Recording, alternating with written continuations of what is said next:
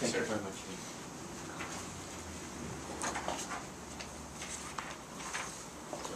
My home. I love my home. I've lived there all my life. If you asked me to move from my home, I'd refuse. If you tried to kick me out of my home, I'd fight. But my home is in a strange location. To the west, there's water. To the east, there is water. To the north and south, there's land. The people to the north are kind of French, kind of British. There's Jean, there's Henry, there's Richard, there's Barbie. And they're wonderful people. They say, quite a bit when they end sentences. And I always wonder what that meant, but I never got a clue. People to the south are wonderful. There's Juan and Maria.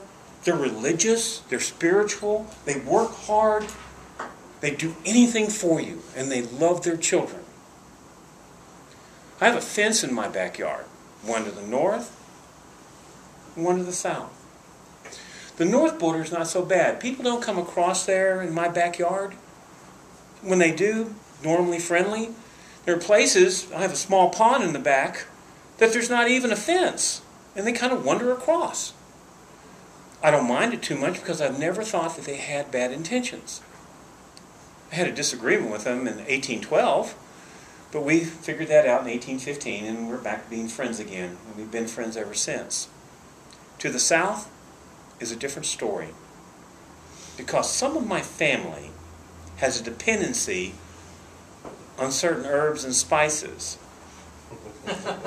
And this dependency has led them, because I won't allow it in my family, this dependency has made it possible for them to go across the border and bring those spices back into my yard. I will not tolerate that. And I've laid down the law to tell them that this is not acceptable. So while my family does not go across the fence line as much, now my neighbors, not Juan and Maria, but some other people that I don't like, are now coming across my fence. What to do? I'm in a conundrum here. I'm in a place where I have to make decisions that are very difficult. Juan and Maria have been in this country for 25 years. I will not ask them to leave. Even if my other family members have a disagreement with that, I'll stand by my guns, because Juan and Maria have shown they live here and they can stay here as long as they want. That's Juan and Maria. And their children and their grandchildren can stay as well, as far as I'm concerned, because as long as they follow my laws, I have no problem with them being here. It's the ones that will not follow my laws that I have issues with. They're the ones that I'm either going to keep them in a pen in the backyard where I keep the dog, or they're going to go back across that fence. I will not tolerate them being here if they will not follow the laws of my land. It's a terrible thing to make a decision on how people should be treated when they're not my family.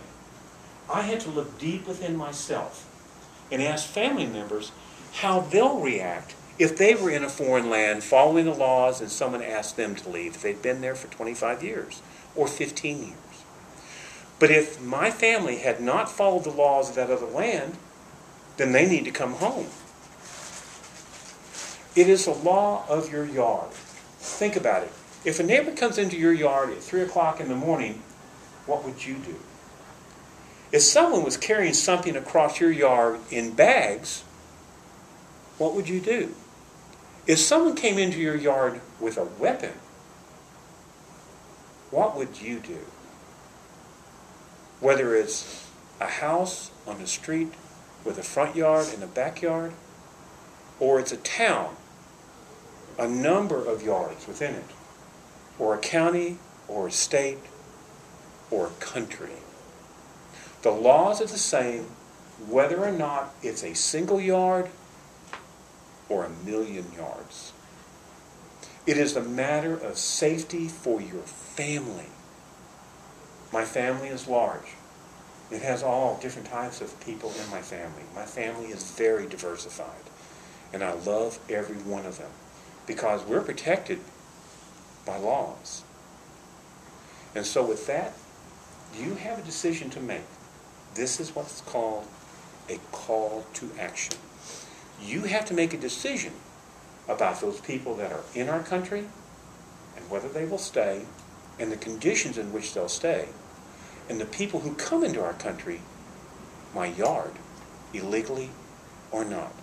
Because above all, whatever the size, we must protect my home.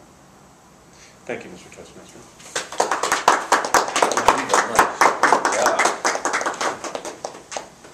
Thank you very much, George. That was awesome. I love the way how you told that. That's great.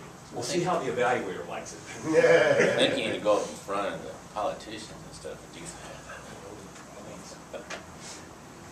Our next portion of the meeting is table topics. Table topics is where we get up and try to think on our feet.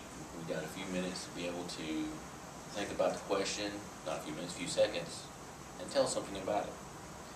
Today, our table topics master is Robert Martinez. Mr. Robert, will you please come up?